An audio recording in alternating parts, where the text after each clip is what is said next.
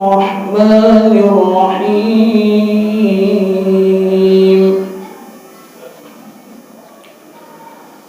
ولا نكلف نفسا إلا وسعها ولدينا كتاب ينطق بالحق وهم لا يظلمون بل قلوبهم في غمرة من هذا ولهم أعمال من دون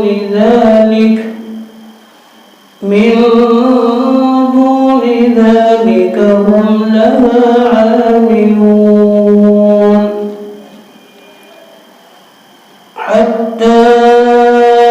إذا أخذنا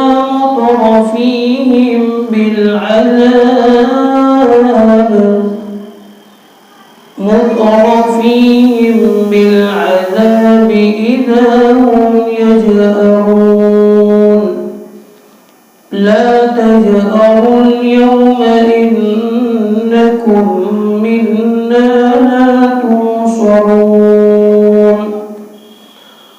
قد كانت آياتي تتلى عليكم فكنتم على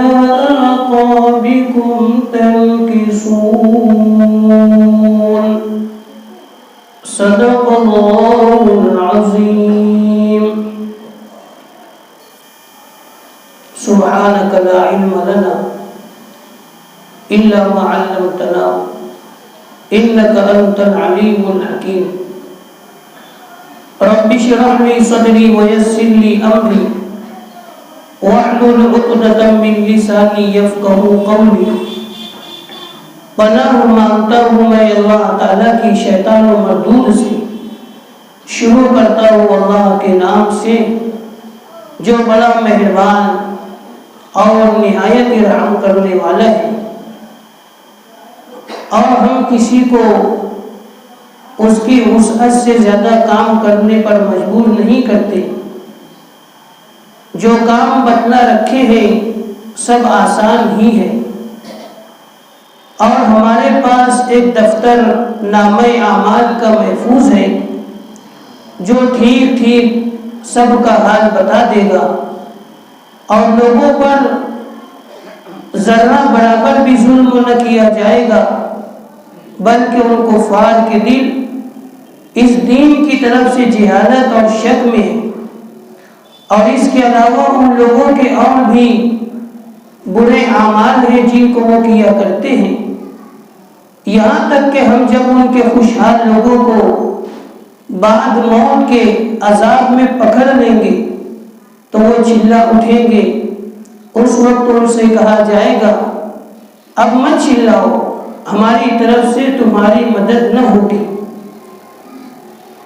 یہ میری آیتیں ہیں تم کو پڑھ کر رسول زبانی سنایا کرتے تھے تو تم الٹے پاؤں بھاگ جاتے تھے تکبر کرتے ہوئے سورہ مومنون کی یہ چند آیتیں ہیں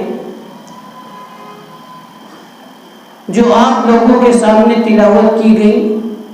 اور اس کا ترجمہ بھی کیا گیا پچھلی آیات میں ہم نے سنا ہے اللہ رب العزت نے اپنے نیک بندوں کا تذکرہ کیا اور ان کی خوبیوں کو بیان کیا کہ اللہ کے نیک بندے وہ ہوتے ہیں جو اپنی عبادت میں کسی کو شریک نہیں کرتے اللہ کی وحدہ لا شریک لہ ذات پر ایمان لاتے ہیں اور اسی طریقے سے نیکی کے اور بھلے کاموں میں سبقت لے جانے والے ہوتے ہیں اولئک یسارعون فی الخیرات وهم لها سابقون اب یہاں سے آج کے درس قرآن کی جو پہلی آیت ہے وَلَا نُكَلِّفُ نَفْسًا إِلَّا وُسْعَهَا کہ جو اعمال ہم نے بندوں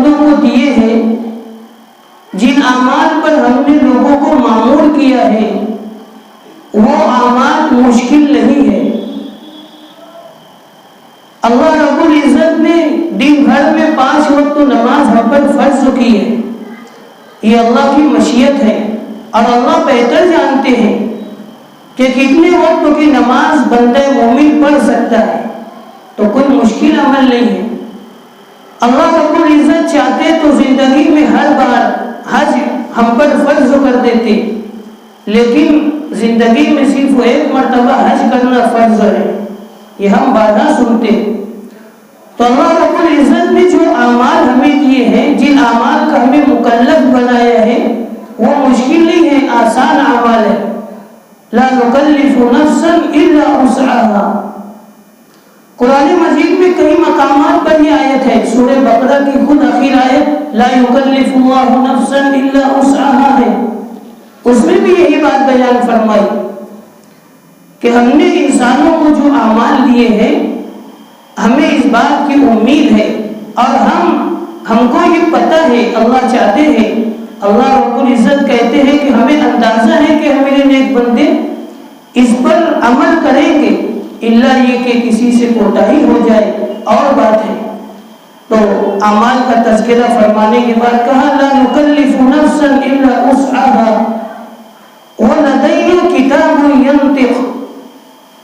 اور ہمارے پاس ایک نامہ اعمال ہے، ایک صحیفہ ہے جو حق کے ساتھ بات کرتا ہے۔ وَلَدَيْنَا كِتَابٌ يَنْطِقُ بِالْحَقِّ، نامہ اعمال حق کے ساتھ بات کرتا ہے، اس کا کیا مطلب ہے؟ دراصل نامہ اعمال یہ ہمارے اعمال کا رجسٹر ہے، جس کے متعلق ہم سنتے ہیں۔ اللہ رب العزت نے فرشتوں کو اس کام پر مامور کیا ہے، وہ انسان کے شب و روز کے اعمال کو لکھ رہے ہیں۔ قرآن مجید میں جگہ فرمایا وَكُلُّ صَغِيرٍ وَكَبِيرٍ مُسْتَطَرٌ، کہ انسان کے چھوٹے اور بڑے اعمال کو فرشتے اپنے نامہ اعمال میں لکھ رہے ہیں۔ چنانچہ جب یہ نامہ اعمال لکھ کر کے کل آخرت کے اور قیامت کے دن پیش کیا جائے گا، تو بندے کو اللہ حکم دیں گے اقرا کتابک کفا بنفسک اليوم علیک حسیبا، کہ تیرا نامہ اعمال تو خود پڑھ لے۔ وہ دیکھ کر کے کہے گا لا یغادر صغیرہ ولا کبیرۃ الا احصاها، کہ میرا نامہ اعمال ایسا ہے کہ جس نے ایک بھی بات کو چھوڑا نہیں ہے، تمام باتیں اس میں جو ہے لکھی ہوئی ہیں۔ یہ بھی ہم سنتے رہتے ہیں۔ چنانچہ اسی کا یہاں پر تذکرہ ہے کہ وَلَدَيْنَا كِتَابٌ يَنْطِقُ بِالْحَقِّ، بہت سے لوگوں کا یہ عقیدہ تھا، ان کا یہ کہنا تھا کہ انسان کا عمل کیسے لکھا جاتا ہے، اور یہ صرف کہیں سنی بات ہے، ہوا منصورہ ہے، اس بات کا حقیقت سے کوئی تعلق نہیں ہے کہ فرشتے انسان کے نامہ اعمال کو لکھتے ہیں۔ یہ صرف ایک کہیں سنی بات ہے، مذاقی بات ہے، حالانکہ ایسا نہیں ہے، بلکہ اللہ رب العزت فرشتوں کے ذریعے اعمال کو درج فرما رہے ہیں۔ تو غالب نے بھی کہا تھا کہ فرشتوں کے ناحق لکھے جانے پر، فرشتوں کے ناحق لکھے جانے پر پکڑے جاتے ہیں ہم لوگ۔ انسان کی سوچ ہے، وہ سمجھتا ہے کہ فرشتے ناحق لکھ رہے ہیں، ہمارا بھی کوئی آدمی لکھنے والا ہوتا، دم تحریر ہوتا۔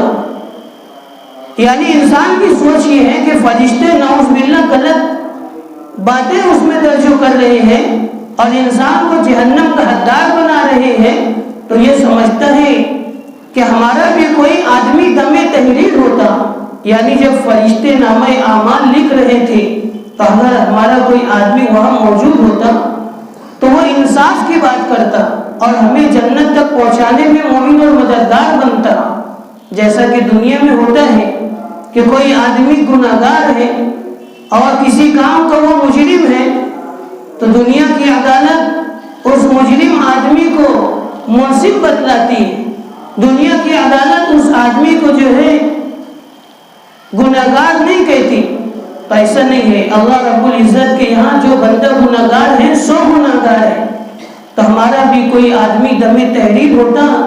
ایسی سوچ کے لوگ اور ایسی ذہنیت کے لوگوں کو قرآن مجید نے جواب دیا وَهُمْ لَا يُظْلَمُونَ، ہم ان پر ظلم نہیں کریں گے، جو کچھ عمل بندہ لے کر کے آئے گا اسی کے مطابق اس کا فیصلہ کیا جائے گا۔ آگے کہا بل قلوبهم فی غمرۃ من ھذا، اللہ رب العزت نے انسانوں کی ایک فطرت کو بیان کیا ہے کہ انسانوں کے اندر ایک بہت بڑی جماعت ایسی ہے بل قلوبهم فی غمرۃ، جن کے دل آخرت کی یاد سے غافل ہیں۔ غمرتن کہتے ہیں مدہوش ہو جانے کو۔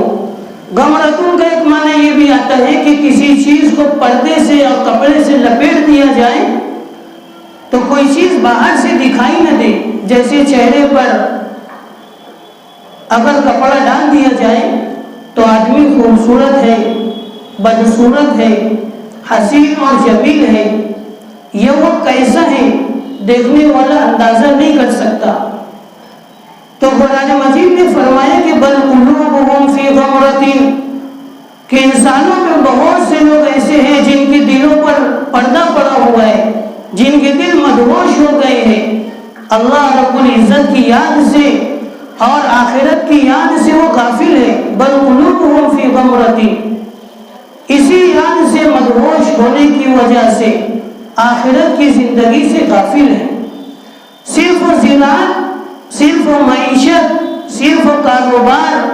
اور اسی چکر میں وہ گھوم رہے ہیں اور سمجھتے ہیں کہ ہمیں آخرت کی طرف لوٹ کر کے نہیں جانا ہے۔ یہ ایک بہت بڑی تعداد انسانوں کی ہے، اس کی طرف قرآن مجید نے اشارہ کیا بل قلوبهم فی غمرۃ من ھذا، لیکن ایسا نہیں ہے، بلکہ اللہ رب العزت نے جو زندگی ہمیں عطا کی ہے یہ غفلت کے لیے نہیں،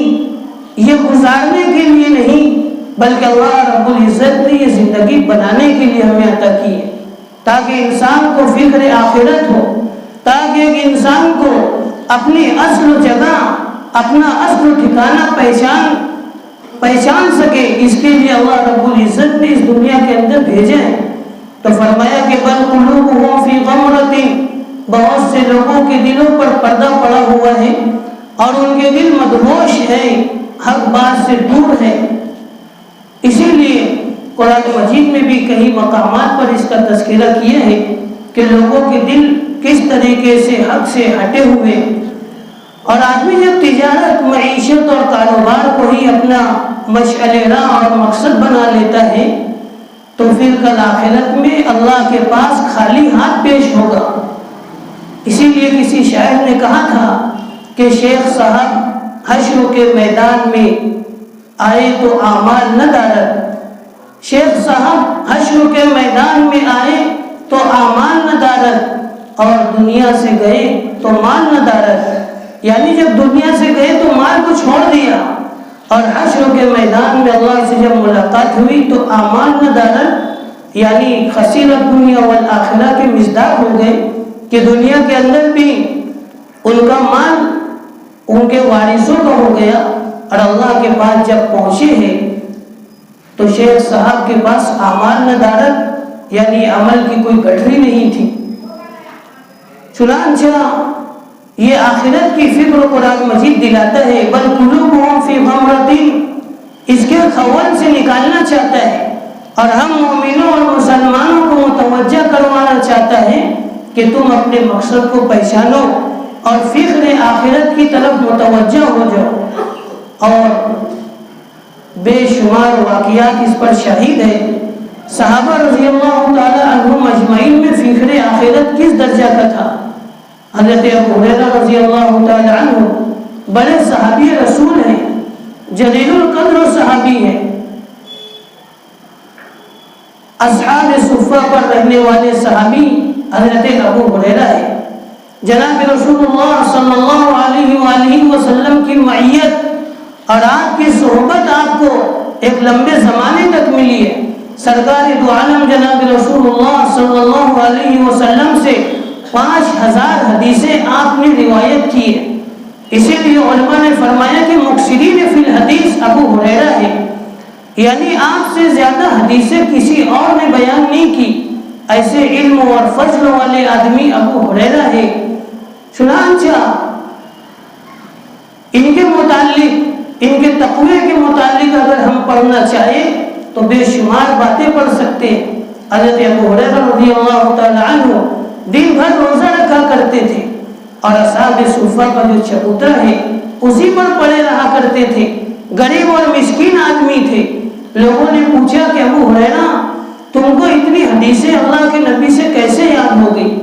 تو فرمایا کہ میں غریب آدمی ہوں، مسکین آدمی ہوں، اور اللہ کے نبی کی معیت اور آپ کی صحبت میں جو ہے رہتا ہوں. تو فرمایا کہ انصار بھی رہتے ہیں، مہاجرین بھی رہتے ہیں، وہ اتنی حدیثیں بیان نہیں کرتے جتنی تم بیان کرتے ہو. تو فرمایا کہ ایک موقع پر سرکار دو عالم جناب رسول اللہ صلی اللہ علیہ وسلم نے فرمایا کہ میں کچھ کہہ رہا ہوں اور جب تک میری بات پوری نہ ہو اس سے پہلے اگر تم اپنی چادر پھیلا دو اور اپنے بدن سے اس کو لگا لو تو جو کچھ میں کہوں مرتے دم تک تمہیں یاد رہے گا. تب ابو ہریرہ کہتے ہیں میں نے اپنی چادر کو کھولا اور اللہ کے نبی علیہ الصلوۃ والسلام کی بات مکمل ہو اس سے پہلے اپنے بدن سے اس کو لگایا. چنانچہ اسی کی برکت ہے کہ اللہ کے نبی سے جو کچھ سنتا ہوں مجھ کو ہمیشہ یاد رہتا ہے. لوگوں نے امتحان بھی لیا، کسی نے جو ہے کہا کہ فلاں حدیث سناؤ تو پوری حدیث سنا دی ابو ہریرہ نے. تو ایسے علم و فضل والے صحابی اور ایسے تقوی اور ورع والے صحابی سرکار دو عالم رسول اللہ صلی اللہ علیہ وسلم نے فرمایا کہ ابو ہریرہ علم کا برتن اور ظرف ہے. جیسے برتن میں پانی بھر دیا جاتا ہے لوگ اس سے فائدہ اٹھاتے،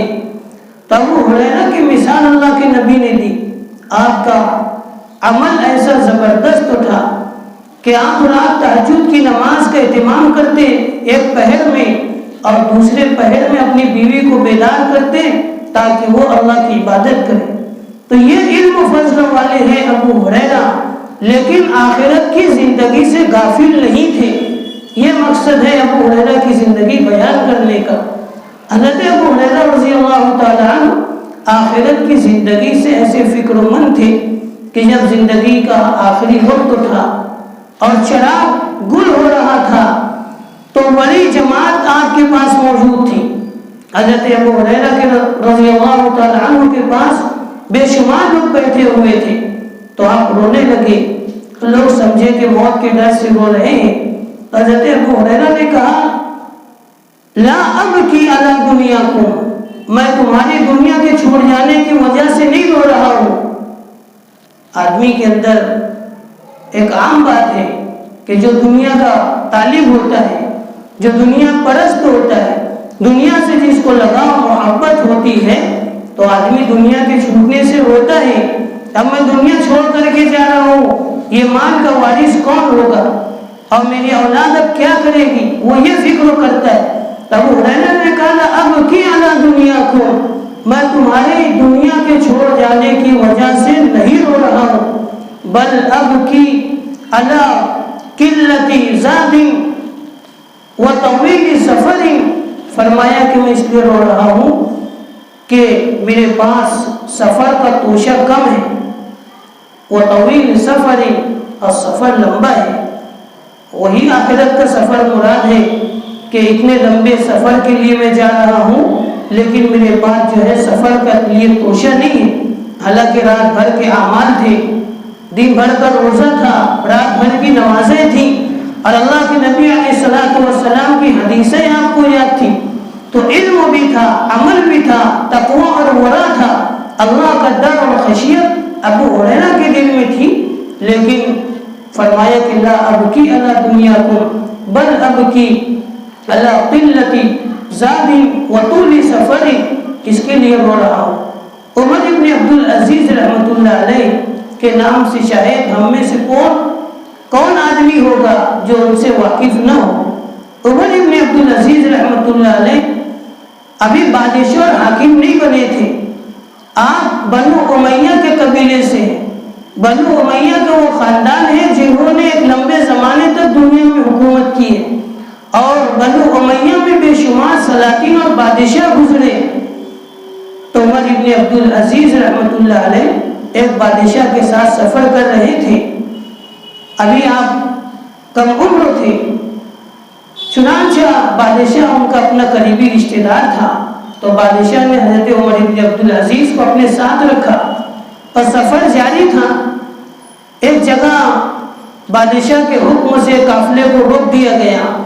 اور وہاں پر پڑاؤ ڈال کر کے خیمہ لگانے کا حکم دیا گیا، تو لوگوں نے اپنا خیمہ نکال کر کے اس جنگل اور بیابان میں لگا دیا۔ چنانچہ ابو عمر ابن عبدالعزیز رحمۃ اللہ علیہ یہ ایک درختوں کے نیچے جا کر کے بیٹھ گئے اور رونے لگے۔ تو بادشاہ کو اچانک یاد آیا کہ عمر ابن عبدالعزیز کہاں ہے، اس لیے کہ وہ قریبی آدمی تھے۔ تو لوگ تلاش کرنے لگے، کسی نے دیکھا کہ عمر ابن عبدالعزیز ایک درختوں کے نیچے بیٹھے ہوئے اور رو رہے ہیں۔ آ کر کے قاصدوں نے کہا کہ آپ کو بادشاہ یاد کرتے ہیں، بلا رہے ہیں۔ تو عمر ابن عبدالعزیز قبل اس کے کہ وہاں پہنچتے ہیں، قاصدوں نے جا کر کے آپ کا جو حال تھا، جس حال میں قاصدوں نے دیکھا تھا آپ کو کہ آپ رو رہے تھے، تو بادشاہ سے کہہ دیا۔ جب عمر ابن عبدالعزیز بادشاہ وقت کے پاس پہنچے تو اس نے پوچھا کہ قاصدوں نے آ کر کے کہا کہ آپ ایک درختوں کے نیچے بیٹھ کر کے رو رہے تھے، اس کی کیا وجہ ہے؟ تو عمر ابن عبدالعزیز رحمۃ اللہ علیہ نے کہا کہ قاصدوں نے بالکل صحیح بات کہی، میں رو رہا تھا۔ تو بادشاہ نے کہا کہ کیا وجہ ہے، سفر میں کوئی دقت آئی ہے، ہماری معیت اور ہمارے ساتھ میں رہنے میں کوئی تم کو تکلیف پہنچی ہے؟ تو عمر ابن عبدالعزیز رحمۃ اللہ علیہ نے کہا کہ نہیں، دراصل اس وجہ سے رو رہا تھا اس درختوں کے نیچے بیٹھ کر کے کہ میں نے دیکھا کہ آپ نے حکم دیا قافلے والوں کو کہ وہ اس صحرا اور بیابان میں اپنا خیمہ لگا لے، تو لوگ اپنا خیمہ نکال کر کے جنگل اور بیابان میں لگا رہے تھے، اور انہوں نے خیمہ لگانے کے بعد راحت اور اطمینان کی سانس لی، لیکن میرے پاس کوئی خیمہ نہیں تھا، میرے پاس کوئی توشہ نہیں تھا، میرے پاس کوئی ساز و سامان نہیں تھا، اس لیے میں اس درختوں کے نیچے جا کر کے بیٹھ گیا اور رونے لگا، اور مجھ کو آخرت کی یاد آ گئی کہ اگر آدمی اعمال کا توشہ لے کر کے اللہ کی بارگاہ میں نہ جائے تو اس کا کیا بنے گا۔ دنیا کے اندر ایک سفر میں نے خیمہ لینا بھول گیا تو اتنی مصیبت کہ میں درختوں کے نیچے پناہ لینے پر مجبور ہو گیا، تو آخرت کا سفر تو لمبا اور طویل سفر ہے، تو مجھ کو آخرت یاد آ گئی، اس لیے رو رہا تھا۔ کہ زندگی اور بے شمار واقعات ہیں اللہ والوں کے جو آخرت کی فکروں سے غافل نہیں تھے، بلکہ ان کا اپنا مشن، ان کا مقصد فکر آخرت اصل اور پہلے درجے میں رہا کرتا تھا۔ چنانچہ قرآن مجید نے بھی کہا کہ وَلْتَنْظُرْ نَفْسٌ مَّا قَدَّمَتْ لِغَدٍ، اے لوگوں کل آنے والے دن کے لیے یعنی آخرت کے دن کے لیے تم نے اپنے لیے کیا توشہ تیار کیا ہے۔ وَلْتَنْظُرْ نَفْسٌ مَّا قَدَّمَتْ لِغَدٍ۔ اور عربی کے ایک شاعر نے تو ابن کثیر رحمۃ اللہ علیہ نے اس اشعار کو بیان کیا ہے، اس کی ترجمانی یہ ہے کہ ساتھی دنیا کی نعمت مل جانے کے بعد مغرور مت ہو، اس لیے کہ دنیا کی نعمت زائل ہو جائیں گی، اور دنیا میں اللہ نے جو مال تجھ کو دیا ہے ختم ہو جائے گا، اور قبرستان میں جو تو مردے لا کر کے اپنے ہاتھوں سے دفن کرتا ہے وہ بھی یاد رکھ کہ ایک دن یہ بھی آئے گا کہ لوگ تجھ کو اٹھا کر کے یہاں لائیں گے۔ تو ابن کثیر رحمۃ اللہ علیہ نے عربی کے اشعار میں بڑی زبردست بات کہی ہے اور اس شعر کو بیان کیا ہے، جس کی ترجمانی میں نے مختصراً آپ کے سامنے پیش کی ہے۔ تو بہرحال فکر آخرت یہ انسان کا اصل سرمایہ ہے۔ بل قلوبهم فی غمرۃ من ھذا ولهم اعمال من دون ذلک هم لها عاملون۔ اللہ فرماتے ہیں کہ جو لوگ دنیا کے شوقین ہوتے ہیں وہ دوسرے اعمال میں لگے ہوتے ہیں۔ حتی اذا اخذنا مترفیہم بالعذاب، پھر ہم نافرمانوں کو اپنے عذاب میں پکڑ لیتے ہیں۔ حتی اذا اخذناہم اخذنا مترفیہم، مترف کہتے ہیں مالدار آدمی کو، اللہ نے جس کو خوشحالی عطا کی ہو ایسے آدمی کو مترف کے لفظ سے عربی میں یاد کیا جاتا ہے۔ تو یہاں پر قرآن مجید نے لفظ مترف لایا ہے کہ ہم ان کے مالداروں کو اپنے عذاب میں پکڑ لیتے ہیں۔ حالانکہ ہم دیکھتے ہیں کہ جب اللہ کی پکڑ آتی ہے تو نافرمانی اگر غریب آدمی بھی کرے تو اللہ کی پکڑ اس کو بھی آ کر کے رہتی ہے، اس کو بھی اپنا لقمہ بناتی ہے۔ تو پھر کیا وجہ ہے یہاں پر خوشحال دولت مند لوگوں کا تذکرہ قرآن مجید نے کیوں کیا؟ علماء اور مفسرین نے لکھا ہے کہ دراصل اللہ رب العزت نے مالداروں کو جو مالداری عطا کی ہے تو یہ کبھی کبھی انسان کو مسائل اور پریشانیوں سے بچا لیتی ہے۔ ہم بھی دیکھتے ہیں کہ اگر سخت سردی کا موسم ہو تو ایک مالدار آدمی اپنے مکان میں اپنے محل میں اے سی لگا لیتا ہے، اور بیچارہ جو غریب ہوتا ہے تو وہ اپنے مکان میں دھوپ سے پریشان ہوتے رہتا ہے۔ اور بھی بے شمار مسائل اور پریشانیاں ہیں، ایک مالدار آدمی اپنے مال کی بنیاد پر اور اپنے مال کی وجہ سے ان کا دفاع کر لیتا ہے، لیکن اللہ رب العزت کے عذاب کا دفاع نہیں کر سکتا۔ یہ نہیں ہوگا کہ اللہ کا عذاب آ گیا تو اب فلاں سیٹھ صاحب 5 لاکھ روپے اگر ادا کر دیں تو اللہ کے عذاب سے بچ سکتے ہیں، یہ نہیں ہوگا۔ حتی اذا اخذنا مترفیہم بالعذاب، ہم اپنے عذاب سے ان کو پکڑ لیتے ہیں چاہے ان کے مالدار ہی کیوں نہ ہو۔ یہاں پر لفظ عذاب کے بارے میں مفسر قرآن حضرت عبداللہ ابن عباس رضی اللہ تعالی عنہ نے کہا ہے کہ اس سے مکۃ المکرمہ کے رہنے والے لوگوں پر جو عذاب آیا تھا وہ مراد ہے۔ اللہ نے اپنے عذاب سے ان کو پکڑا کہ جب سرکار دو عالم جناب رسول اللہ صلی اللہ علیہ وسلم نے ان کو سمجھایا، توحید اور رسالت کی تعلیم دی، ایک اللہ کی الوہیت اور ربوبیت ان کو بتلائی تو ان کو سمجھ نہ آئی، ان کو عقل اور ذہن اور دماغ میں اللہ کی الوہیت اللہ کی ربوبیت نہیں آئی، تو اللہ کے نبی صلی اللہ علیہ وسلم جب مدینہ ہجرت کر گئے اور کفار اور مشرکین کی طرف سے جب مظالم بڑھتے ہی گئے تو اللہ کے نبی صلی اللہ علیہ وسلم نے مکہ کے رہنے والے لوگوں کے لیے بدعا کی۔ حالانکہ سیرت کی کتابوں میں اگر ہم پڑھیں تو ہم کو یہ بات معلوم ہوگی کہ جناب رسول اللہ صلی اللہ علیہ وسلم رحمت للعالمین تھے، آپ نے کبھی بھی کسی کے لیے بدعا نہیں کی، لیکن بعض مواقع ایسے آئے اور کفار اور مشرکین کی طرف سے مظالم ایسے ہوئے،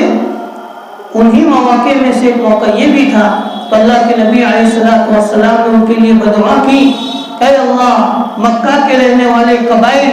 جس میں کنانا بھی ہے، جس میں قریش بھی ہے اور جس میں جو ہے نظر بھی ہے، ان قبائل پر اپنا عذاب آپ نازل فرمائیے، اور ایسا عذاب نازل فرمائیے جیسا عذاب آپ نے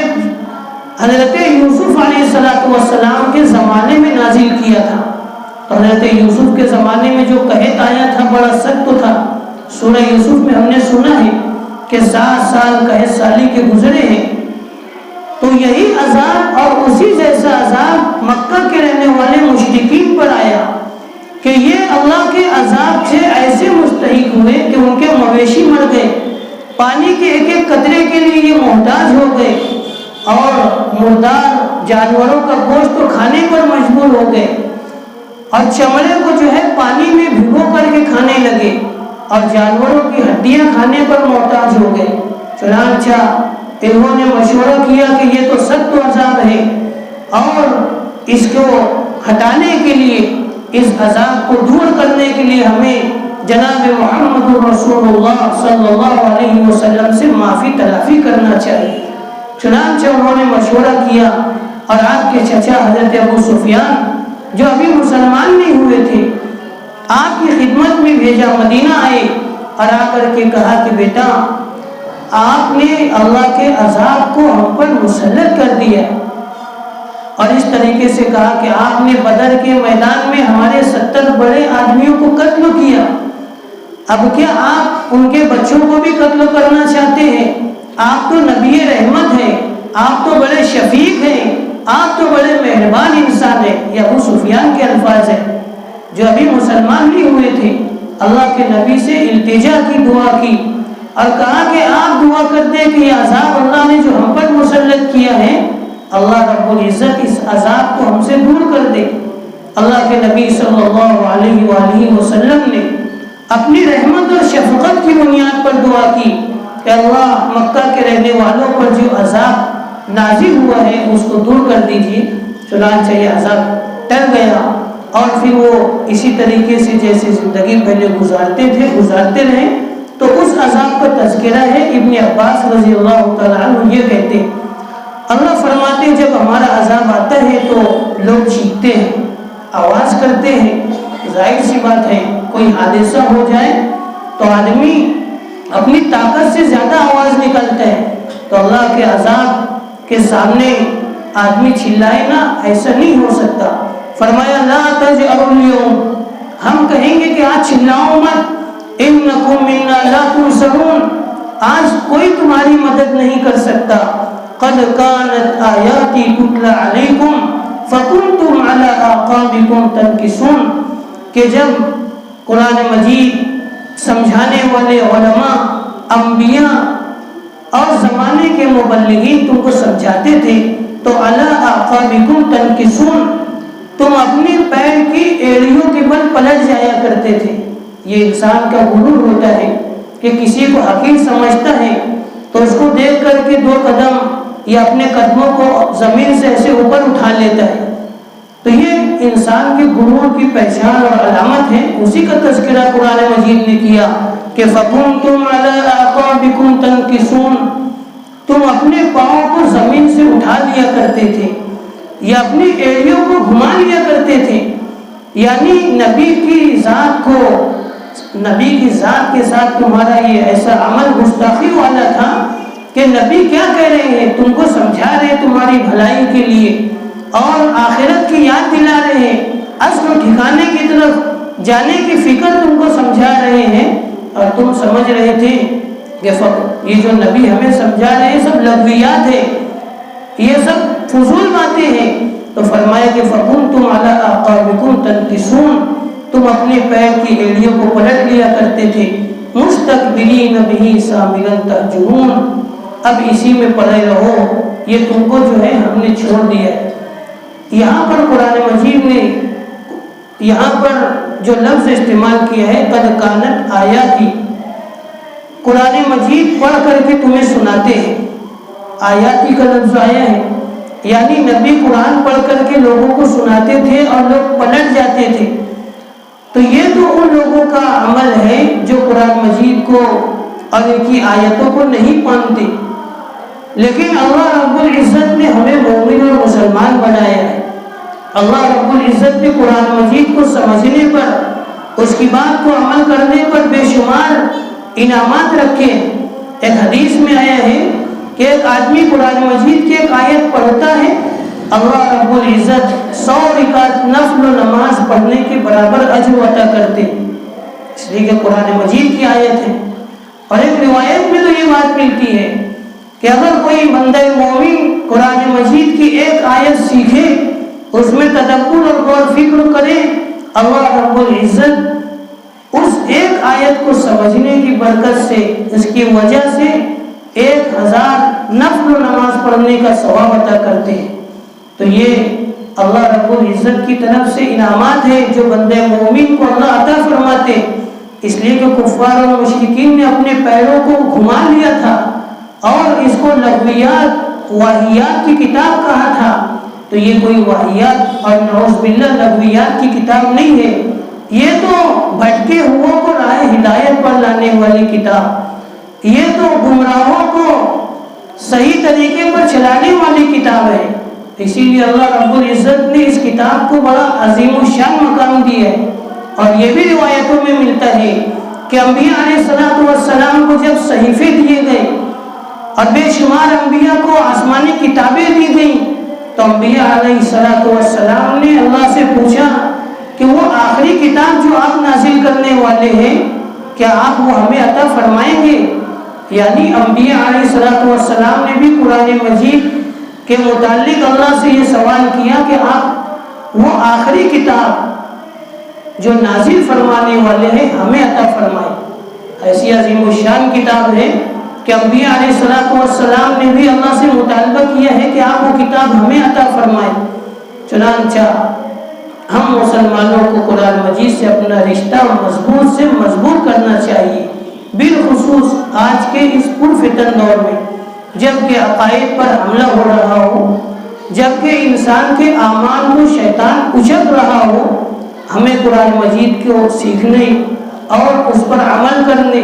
اور قرآن مجید کی مجالس میں شرکت کرنے کا شوق اور جذبہ بڑھانا چاہیے۔ اس لیے علماء نے لکھا ہے کہ جب فتنوں کا دور ہو، فتنے بڑھ رہے ہو، زمین پر نت نئے فتنے سر چڑھ کر کے بول رہے ہو، صبح ہوتی ہے تو کوئی فرقہ یہ آواز دیتا ہے کہ فلاں کام میں کامیابی ہے، اور فلاں جماعت یہ کہتی ہے کہ فلاں کام کو چھوڑ دینے میں کامیابی ہے۔ تو ایسے فتنے جب روزانہ رونما ہو رہے ہو، علماء کہتے ہیں کہ ایسے وقتوں میں ایک مسلمان کا، ایک بندہ مومن کا رشتہ قرآن مجید سے، علماء حق سے، علماء ربانیین سے گہرا اور مضبوط سے مضبوط ہونا چاہیے، تاکہ انسان کا عمل، اس کی عبادت اور اس کا اسلام محفوظ رہے۔ اللہ رب العزت ہم تمام کو اپنے حفظ و امان میں رکھے، قرآن مجید سے سچا عشق و محبت عطا فرمائے۔ دعا فرمائے۔ یا رب لک الحمد کما ینبغی لجلال وجهک وعظیم سلطانک، الحمد للہ رب العالمین والعاقبۃ للمتقین، والصلاة والسلام علی اشرف الانبیاء والمرسلین محمد وآلہ وصحبہ اجمعین ومن تبعہم بإحسان الی یوم الدین۔ اے اللہ ہم بہت گناہ گار ہیں، سیاہکار اور عاجز بندے ہیں، اے اللہ ہمارے گناہوں کو معاف فرما دیجئے۔ درس قرآن کی اس بابرکت مجلس کا آپ کو ہم واسطہ دیتے ہیں، اے اللہ ہمارے گناہوں کو معاف فرمانے کے فیصلے فرما دیجئے۔ اے اللہ کتنے بھائی ہم میں بیمار ہیں، ان کو شفا عطا فرمائیے۔ اے اللہ کتنے بھائی کچھ مقصد لے کر کے اس مجلس میں آئے ہیں، اے اللہ انہیں اپنے مقصد میں کامیابی عطا فرمائیے۔ اے اللہ ہمارے عمروں میں، رزق میں، علم میں خوب برکت عطا فرمائیے، اپنے نیک بندوں میں ہمیں شامل فرمائیے۔ اے اللہ آپ نے بڑی عظیم الشان کتاب قرآن مجید ہمیں عطا کی ہے، اے اللہ اس عظیم الشان کتاب کا صحیح حق ادا کرنے کی ہمیں توفیق عطا فرمائیے۔ اے اللہ اس کے نور کو ہمارے دلوں میں منتقل فرمائیے، اس میں جو تعلیمات آپ نے بیان کی ہیں اس پر عمل کرنے کی بھی ہمیں توفیق عطا فرمائیے۔ اے اللہ قرآن مجید ابھی پڑھا گیا، سنا گیا، جو کچھ کہا گیا، سنا گیا، ہم تمام کو اسی کے مطابق زندگی گزارنے کی توفیق عطا فرمائیے، فکر آخرت عطا فرمائیے۔ اے اللہ ہمیں قرآن مجید کا سے قرب عطا فرمائیے۔ سرکار دو عالم جناب رسول اللہ صلی اللہ علیہ وآلہ وسلم نے جتنی خیر کی دعائیں مانگی ہیں ان میں حصہ عطا فرمائیے۔ جن شرور و فتن سے پناہ چاہیے ہمیں محفوظ فرمائیے۔ اے اللہ ہماری نسلوں کو دین کا داعی بنائیے، ہماری نسلوں میں علماء، فقہاء، محدثین، مجتہدین پیدا فرمائیے، ہماری نسلوں کو بھی ہدایت پر کاربند فرمائیے، ہماری نسلوں کو بے راہ روی سے بچائیے، ہماری نسلوں کو گمراہی سے بچائیے، ان کے علموں میں، رزقوں میں، جان اور مال میں خوب برکت عطا فرمائیے۔ جناب رسول اللہ صلی اللہ علیہ وآلہ وسلم نے کہ صدقہ طفیل ہماری اس دعا کو قبول فرمائیے۔ ان اللہ وملائکتہ یصلون علی النبی یا ایھا الذین آمنوا صلوا علیہ وسلموا تسلیما۔ اللهم صل على سيدنا محمد صلاة دائمة بدوام ملك الله صلى الله تعالى على خير خلقه ونور عرشه محمد وآله وصحبه أجمعين برحمتك يا أرحم الراحمين۔